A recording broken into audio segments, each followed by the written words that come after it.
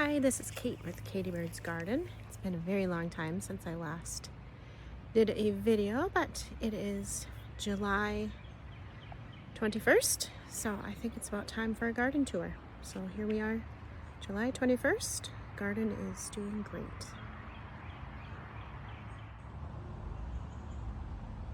Okay, so here is the entrance. All this cardboard is going to be covered with mulch. So this is a cherry tree.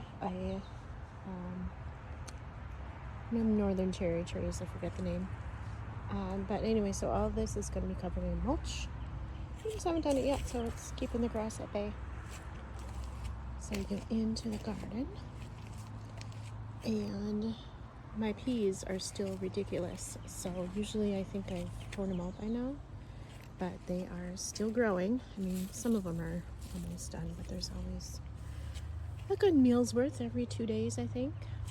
We have lots of, it's a great onion year. Every onion I planted is growing well and they're big. The bean TP, these are Seychelles French green beans, and they are very nice. There's a ton of them and maybe a couple ready to pick at the bottom. In between we have Ferrari bush beans planted all over the place. They are growing very well also. I've been picking them for actually maybe a week, and so they just are prolific. So they are a really good bean plant. They seem to stay pretty thin without getting too overly big and lumpy too fast. This is, I believe it is Chinese broccoli, and I'm not impressed. I probably should just tear it out and plant something else. It grew pretty well, but then not a lot of broccoli. So supposedly it's better in the heat, but I don't believe that actually. So I might just tear that out and plant something for fall. I also have lots of kale that's doing very well. Getting eaten by the bugs a little bit, but that's to be expected. It goes in stages. These got eaten, the new ones have not been touched, so I think it's just the lifespan of whatever bug is getting them. Still have lots of beets. I'm waiting on getting a little bit bigger. Make some beet pickles or something. And the bell peppers are having a wonderful year again. These, look at all these, there's so many. This is one plant and it's maybe 2 feet tall, and it has 1, 2, 3, 4, more than 10 peppers on it. So they're growing really well. This is another one. Got a couple on there. A couple big ones. And then this is a habanero. Oh, look at those. Plenty of little habaneros. Green ones. They grew really well last year, so we did those again. And first bed is all green beans and also more peas that are flopped over on the other side. And then here we have tons of tomatoes. So this, I think the tags have gotten lost in the beds. So I had Supremo Roma, and a couple other Italian Roma tomatoes. They are those two here, and they'll have tons of tomatoes. And the way I prune my tomatoes is I prune up the bottom pretty well, and then as things get old and a little sad looking, I may chop them off. But I always think if I can't see through the plant, like through to the other side, or if bees or something can't fly through it, then it needs to be pruned up to get some airflow and just sunshine in there. So there's that. And we have tons of jalapenos. I've already pickled a batch of jalapenos, and there's another 10 more on here. So jalapenos are doing really well this year. And there's more tomatoes, orange ones, so they're almost ready. See, like these, I don't know if these are just maybe getting a little hot over here or what, but I don't know. They've got plenty of fruit though, so if I need to pull the plant eventually, it served its purpose and gave, you know, a good 30, 40 tomatoes. So this is another one. He is, near 4 feet tall. So let me see if this is the tag. This is an Italian Roma, Italiano Roma, something. And so another type of Roma, but this plant is doing better, but tons and tons of tomatoes. Raring to go. And like this one too. They seem to all be pretty much covered in fruit. So it's a good year for the bees to get these. And these are more habaneros. I like those. This was that peach pepper that everybody was raving about. I don't know. It's pretty thin-walled. I actually threw a bunch. I had some extra pickle brine, so I chopped up a couple and made a little jar to see how they pickle, but they're pretty thin, so I'm not sure if they're going to do well as pickle peppers. Let's see. More beans. I think I planted beans in between most things, especially because some of these beds have been planted with just tomatoes last year. There's more jalapenos. I need to put beans, obviously. So these are my two San Marzano plants. Tons of fruit. And, I thought they'd be taller, but, which is fine, because I only put 6-foot T-posts in here, and I just strung them out my own way. I just tied the strings sort of to the bottom or mid section even for some of these, because like I said, when I prune things, I don't necessarily prune it down to 2 or 3 stalks. I let it grow, and whatever ones are doing really well, I leave them, and then I just thin out the area. So these are really nice plants, and if they were actually straight up and down, they're probably 6 feet tall maybe, but they're sort of flopped a little bit. But plenty of tomatoes, so those are doing well. Got these little clippies on Amazon. They came in a box of 100, and I thought, I'm never going to use 100, but I've gone through half the box already somehow, so I'm not sure. And these are Hocus Pocus gherkins, like tiny pickles, tiny cucumbers to make tiny pickles, because I want to make French cornichon pickles, because we love those. And I picked like 3 tiny pickles the other day. Oh my god, and here's a big one. Where did he come from?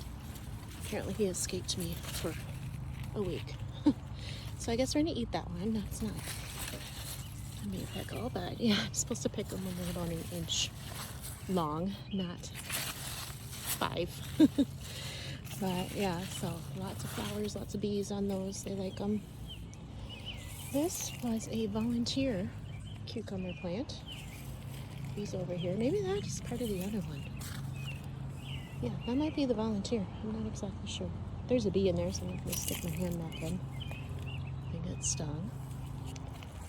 I planted leeks, which are pretty much, I guess they could get a little bit bigger, but they're pretty much done. I actually pulled one and added some to some beans the other night. And also I planted these red onions, purple onions, whatever. And they bulbed up really nice. They haven't, maybe 1 or 2 of each plant has flopped over, so I don't know if they're quite ready to be pulled yet. Pretty soon though, because the actual onions are about 3 inches across, so I probably should pull those soon. So yeah, lots more kale. I put kale everywhere, and it also sometimes surprises me and pops up without being seeded. There's volunteer kale out in my other gardens. So we have basil and sweet alyssum planted. And this year I decided to do some of these little mini zinnias in the garden. And they're nice and bright, cheery. The plants are pretty, they get tall, but they're pretty compact. I do have some marigolds in here. They're short. Not my favorite colors, but whatever. So yeah, more kale. I put onions everywhere, and I feel like maybe these onions, these are actually shallots, which are growing really well too. Look at this. A nice shallot. So those are growing well. So I have onions and shallots pretty much in every single bed. So I feel that's sort of keeping the squirrels out of here, because last year they just ate every single bell pepper that was growing. And I planted these shishito peppers that, of course, everybody raves about online. but I'm not going to plant them again. They're sort of worthless. There's no flavor. They're thin-walled, so you can't do much with them. And literally, they taste like nothing. There's more flavor in a green bean than in shishito peppers. So, that's my opinion on those things. Waste of space. I don't even know. We have so many. They're prolific. It's a prolific plant. There's more. But I don't really know what to do with them because even sauteing them with garlic and onions and things like everybody says, I mean, they don't taste like anything. So I'm just eating sauteed garlic and onions. So, I don't know. Not the best. So let's go look at flower garden. It's very dry here, so the grass is gone in some areas, but we don't water it that much. It's a waste of water to do that, I think, because we pay for it. So here's the flower garden. We have zinnias. This one was interesting. He wound himself around the fence and he's still growing. So that's an interesting one. And I planted these, what are they called? They're runner beans. They're pretty, I forget. And they're not scarlet. Something. Anyway, but they're supposed to be long and pretty, but they're just not growing very much this year. And I also planted Swiss chard in my flower bed because it's pretty and it has color. And these are Russian statice. So it starts as one stalk and grows super tall, and then each section, like a little flower on the stalk, turns into another stalk. So it turns into this crazy Dr. Seuss looking flower, which is pretty cool. And we have lots of calendula because I use that to make skin balms, and I use it in tea also. It makes good tea. And of course, kale. This is a Bira kale. That's what I use to make kale powder, like greens powder, because obviously the leaves are huge. And this is the peach cosmos that was big this year. Super pretty. Not everyone is as peachy as some, but it's a nice little plant. It's, I don't know, almost 4 feet tall, and it seems to keep itself together pretty well. We have snapdragons in here. Guess I need to do some weeding. So more kale. And this is the wild part. This was self-seeded, or kale that came back, so it's on its second year. So it has seeded off, like flowered, and it actually leaves seed pods like these. And if you catch them when they're small and green, they taste good. They taste like green beans that are flavored with kale. So you can eat them. Otherwise, I save the seeds. That's where most of my kale comes from, is I save the seeds. This is my giant mullein plant. It is 8 feet tall. Yeah, it's probably 8 feet tall. And I just keep them for fun. I use mullein leaves from other, not this plant, usually like the younger plants I use for mullein tea and for other, including it in like skin balms and salves and stuff. And this is Celosia. Yes, it's seeded off, of which it will do. And so there's lots of that. This is volunteer cosmos, which is fine. I'd rather have free plants than no plants. So all this celosia just seeded off because it was here before. There's a greener, that's amaranth. That green stuff might be the amaranth. But otherwise this red celosia stuff is pretty. It has super reddish pink flowers. And then these are like a mini cosmos. They only get to be 2-3 feet tall. So this came back like it's seeded off and grew itself out in the garden. And this is volunteer amaranth. Pretty pretty. It's about like this would be 5 feet tall. So it's just a cool plant because they're nice and big. And there's more snapdragons. Some salvia in here that self-seeded last year, came back. I do find they have some sunflowers that survived the squirrels and birds this summer, so we'll get a sunflower. And here's more amaranth, which is pretty. And then here is the herb garden. And this, those darn shishito peppers, because I have nowhere to put it. And I have a hard time killing plants in the compost pile, so I plant in places. This is a cypress flower, some name like that, a cypress something. But they grow flowers up the inside of the stalk. So there's a pink one in there. It's a nice little bushy plant. And I have the Tulsi basil, which is a nice plant. It's big, so I'll have to pull that back next year. Oh my goodness! And there's Mr. Bunny Friend. Baby bunny, teenage bunny. Oh, so these are these beautiful.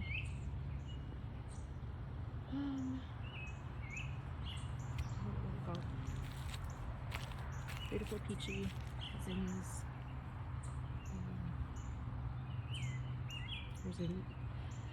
Oh, I forget the name.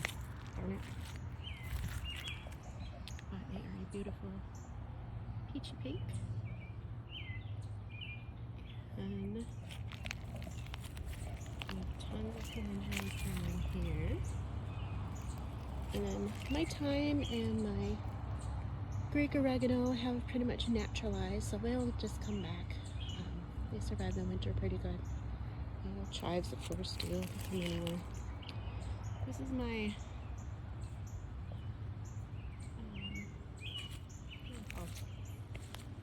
I can't remember. Of course, when you're going to say something, you forget the name. So I have a good deal here. Usually it's full of... Oh, there's a butterfly guy. Caterpillar. There he is.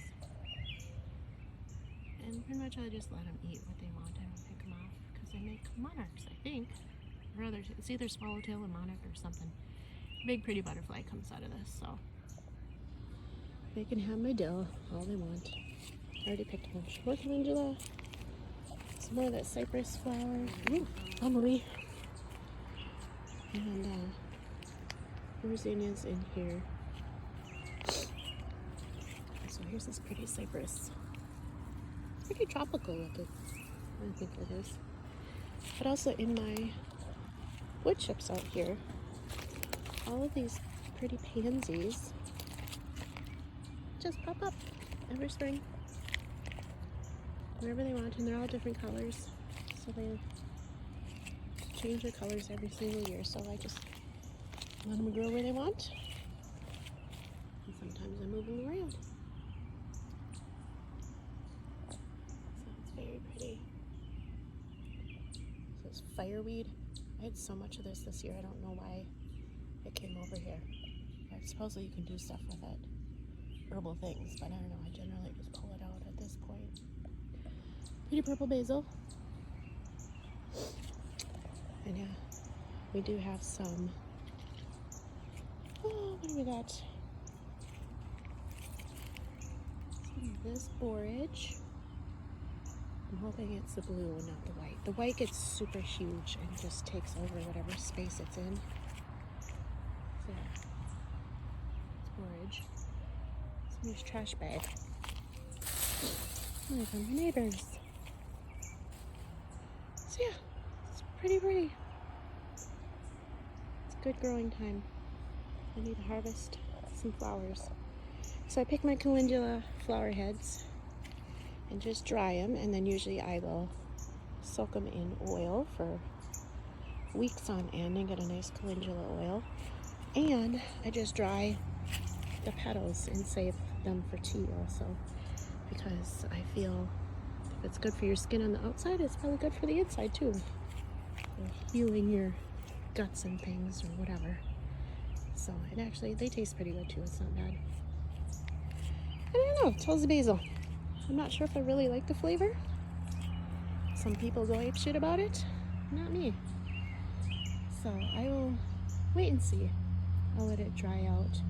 I've tried it fresh. I tried it dried mixed with some other stuff, and I don't know, it might be an acquired taste. We shall see. But it's a good plant. Fills up the space. So yeah. So this is what I did. Last year it was a half moon, sort of like this. And now I just wanted to plant more stuff, so I just expanded a little bit more. So I feel this area right here will probably be more garden next year, because that's what happens. It just gets bigger. Oh, those are pretty. Oh, it must be a swallowtail, because I saw those. So let's, come on, buddy. That's landing a pretty plant. Look at you. There we are.